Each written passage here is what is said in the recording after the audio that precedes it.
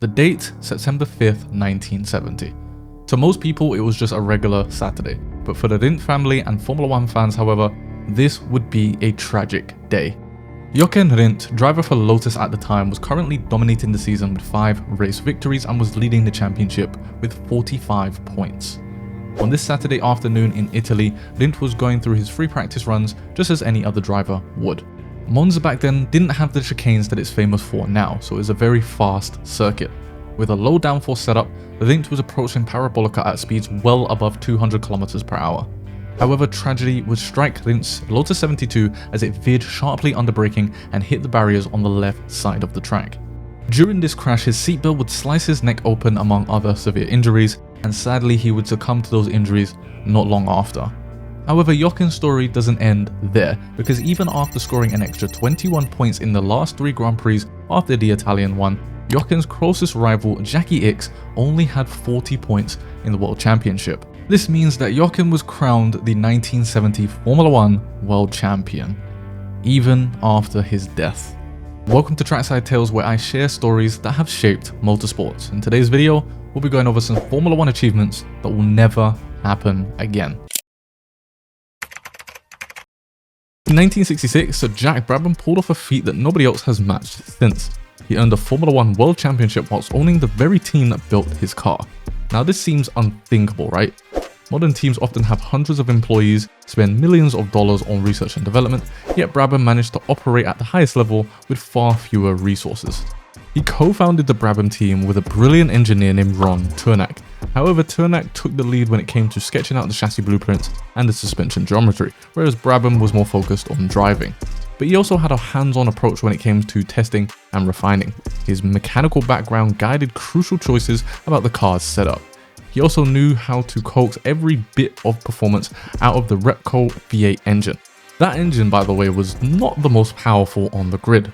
It was just simply light, reliable, and clever in design.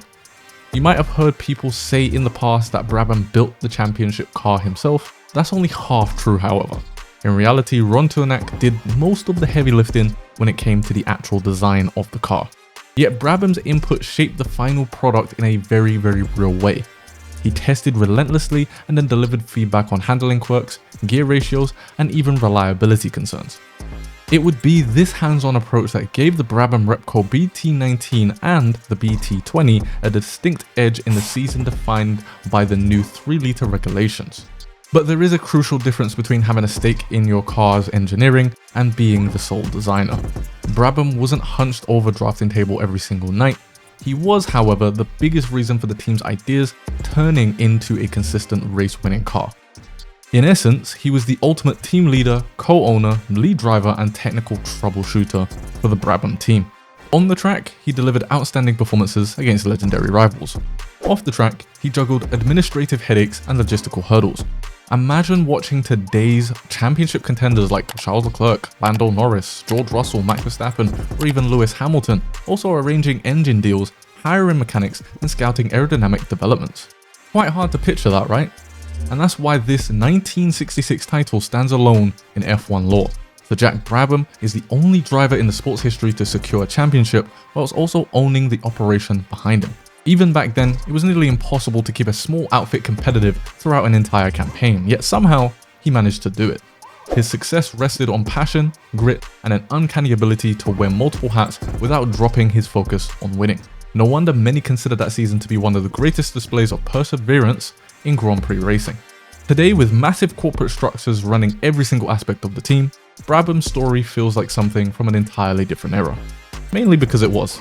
Yet it doesn't make this legendary achievement any less impressive. It just simply means we'll never see a champion quite like Blackjack. John Surtees stands alone in motorsport's long history.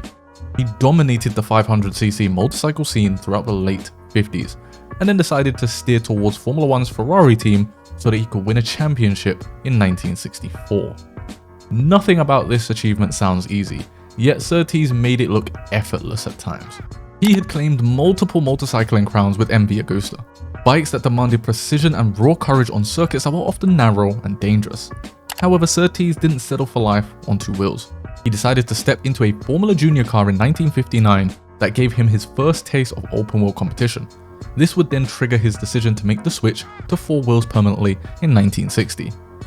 MotoGP and Formula 1 require radically different skill sets, of course. You're going from 2 wheels to 4 wheels. Yet Surtees thrived anyway. He debuted in Formula 1 with Team Lotus at Monaco, and though the learning curve was steep, his ability to brake late and position the car precisely carried over from his MotoGP days. He would eventually sign with Ferrari and then march through the 1964 season with determined focus. Rivals such as Jim Clark and Graham Hill were formidable, however Surtees emerged champion in Mexico's season finale thanks to a crucial point swig in the last laps. Today, many fans consider him to be the ultimate crossover star. Modern MotoGP riders rarely test a Formula 1 car, let alone are able to build a championship campaign, yet Surtees managed to do both. That alone cements his status as a legend on the track. We go back 10 years, it's 2015. Facebook had just purchased WhatsApp for $19 billion. Vine, yes Vine, was as popular as ever, and I was wondering after a decade of hardships if Arsenal would ever win the league again. I, of course, was being completely delusional. However, in Formula 1, the Australian GP was set to kickstart the 2015 season, and after winning his second world title, Lewis Hamilton was in every fan's minds as they wondered if he would get off to another good start. But Lewis wasn't the one breaking records at the time. A 17-year-old was about to set a record so absurd that the FIA had to bring a super license requirement the season after. Max Verstappen had signed for Toro Rosso at age 16 and would make his Formula 1 debut at 17 years and 166 days old. That would set the record for the youngest driver to ever start a Formula 1 Grand Prix, with the previous record being at 19 years old. Practice sessions in Australia confirmed what many had suspected at the time. He wasn't intimidated by an F1 car's power or the frantic nature of a race weekend. His feedback to engineers sounded like that of a seasoned veteran. Toro Rosso's car balance wasn't perfect, but he wrestled it around the corners with remarkable skill. Qualifying would then take place under sunny skies and Max Verstappen would line up 12th on the grid. That result surprised some people in the paddock, especially because he had outpaced experienced drivers. Sunday would be the true test, however.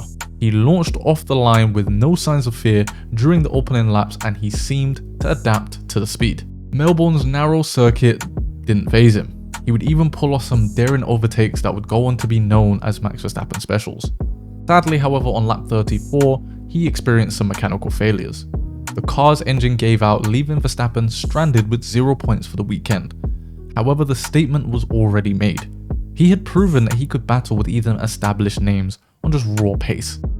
Journalists were quick to praise his composure, while TV pundits were speculating about his long-term potential. The buzz only grew stronger once the FIA had changed its super license rules after Melbourne. They had increased the age limit to a minimum of 18 years, along with other stipulations. Those changes effectively locked Verstappen's achievement in place, making it impossible for anyone to beat this record.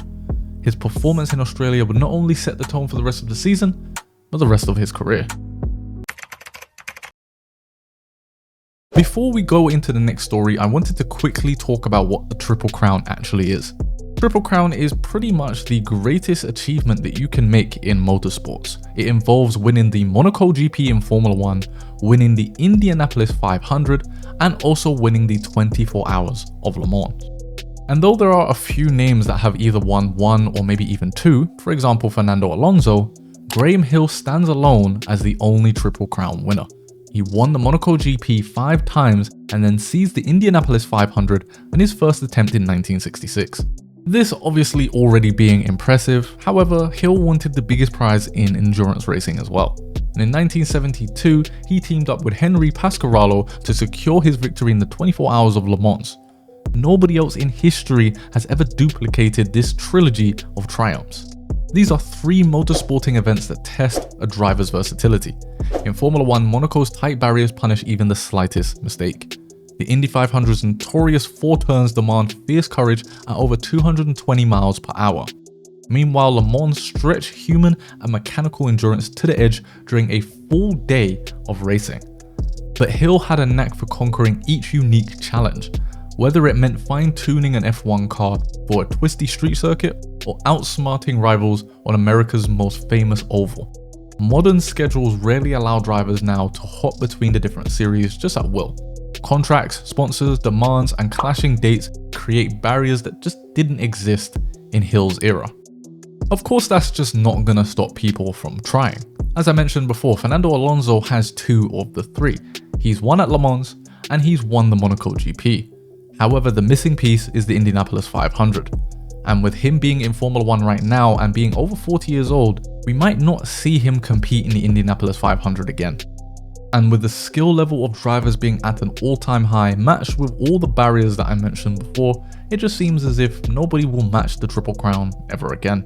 His achievements highlights a mindset that just wasn't content with dominating in a single arena. The Triple Crown has labelled Graham Hill as motorsport's ultimate all-round driver, whether it's threading a fragile Formula 1 car through Monte Carlo or balancing the speed and reliability at Le Mans. Hill showed absolute mastery, and that's a part of why he stands alone. The Triple Crown is an elusive prize and Graham Hill remains its sole champion. Now I want to hear from you. Are there any achievements in Formula 1 that you think will never be achieved again? Let me know in the comment section down below. And if you want to check out which car is the most dominant in F1 history by statistics, then make sure to head over to my video on how I calculated Formula 1's most dominant car on the left. Or if you want to check out why the 1980s is the greatest era in Formula 1, then check that video out on the right.